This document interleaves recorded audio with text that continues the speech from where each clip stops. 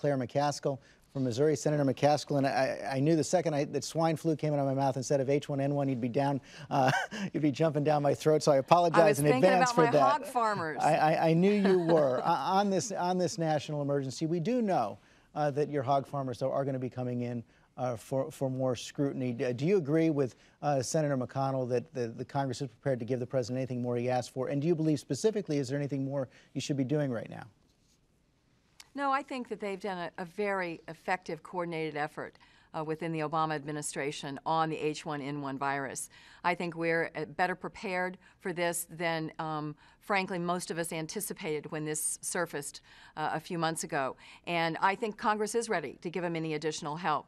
I think one of the reasons we have so many more people going to the doctor with flu symptoms is because we've done such a good job with public awareness. Let's turn to the issues, the broader issue of health care. You heard Senator McConnell there. You were one of several Democrats to actually vote against this plan to relax the cuts to Medicare cuts to doctors this week because it wasn't paid for. So how are you going to solve that as this goes forward in broader health care reform?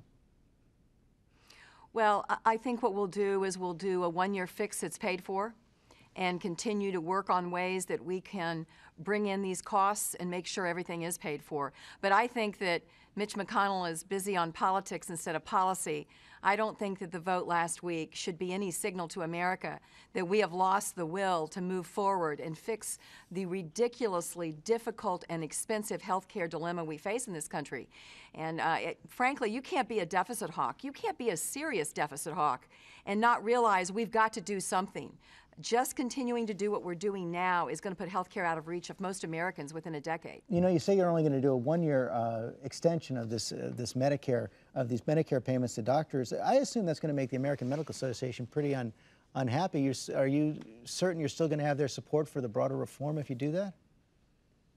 Well, I mean, everyone is, what's really happening right now is there's a lot of misinformation out there, and as people learn more about what this insurance exchange is and the public option, they begin to realize that this is not an all-encompassing government plan. In fact, the only people, George, that have to participate in the insurance exchange are members of Congress.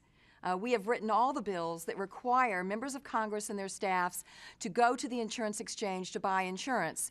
And that's where we hope some kind of public alternative will be in order to bring down costs. So I think that the hospitals are worried, the doctors are worried, the insurance companies are worried, the pharmaceuticals companies are worried, some Americans are worried. That's because we're trying to fix something that's complicated, that has broad implications. I think, though, that the devil we know is much worse than what we're proposing to do. It's also because of a little bit of lack of clarity on what exactly the Congress is going to do. And I want to zero in on this public option because you've had all these behind-the-scenes negotiations right now. What exactly is Senator Reid talking about on the public option right now? The way it's been described to me is that you would have a national plan, but it would be a national plan that doesn't impose Medicare rates or Medicare plus 5%, but it has the power to negotiate with the private insurance companies, but it would also give any individual state the right to say, no, I don't want to be part of the national plan. Is that what he's calling for now, and is it something you can support?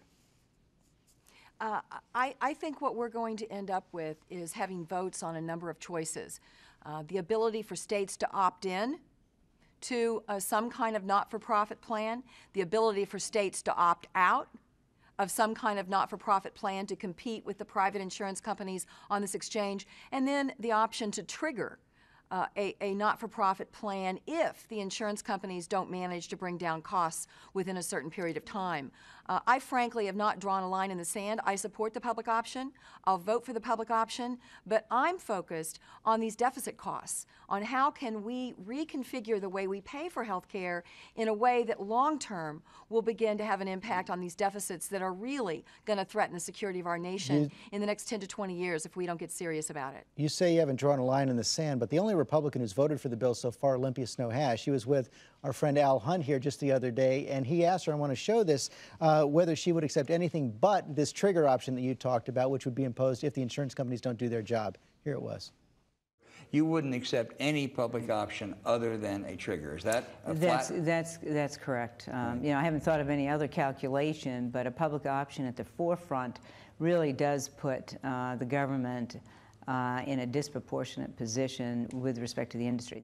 Now, you suggested that she might be getting that as an option to vote for later on, but it's not the option that Senator Reid is working on right now. Are you worried that you and your Democratic colleagues might be driving away the only Republican who seems inclined to support this effort?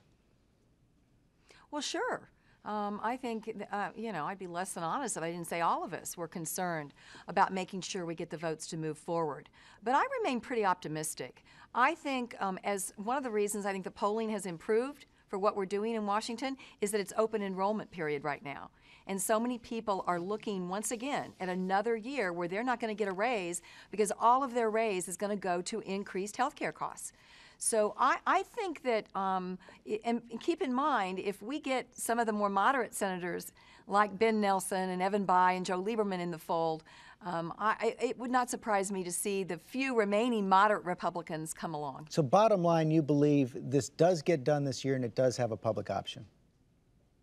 I think it gets done this year, and I think we end up with some kind of opportunity to go to a public not-for-profit option among many private options that people that currently don't have insurance. And keep in mind, not everybody can even go to this exchange and buy insurance with any kind of subsidy.